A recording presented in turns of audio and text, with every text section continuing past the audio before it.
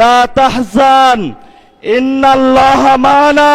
হে মালিক, তুমি আমাদের রক্ষাকারী। আরশের মালিক, তোমার মালিকের বিচারে আমরা বিচার রেখে গেলাম। আমরা একমাত্র ভয় পাই কার কাছে? আল্লাহ ছাড়া আমরা কারো কাছে ভয় পাই না। হে মালিক, তুমি আমাদের রক্ষাকারী, তুমি আমাদের রিজিক দাতা।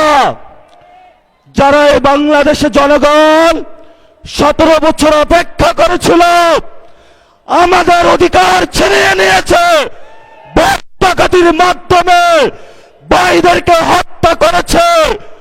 আরশের মালিক, তোমার মালিকের বিচারে আমরা বিচার রেখে গেলাম। তুমি তাদের দৃষ্টান্তমূলক শাস্তি বাংলার মাটিতে জনগণের সামনে করবে।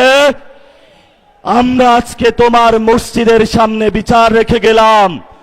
বাংলাদেশের মানুষ হতাশ হবেন না। লা তাহজান ইন্নাল্লাহা মানা।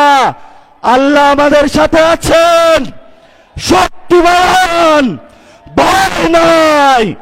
জয় করব আমরা ইনশাআল্লাহ। দ্বিগুণ হয়ে পার্লামেন্টে যাব। সবাইকে আসসালাম। সবাই দোয়া রাখবেন। আসসালামু আলাইকুম ওয়া রাহমাতুল্লাহি ওয়া বারাকাতুহু।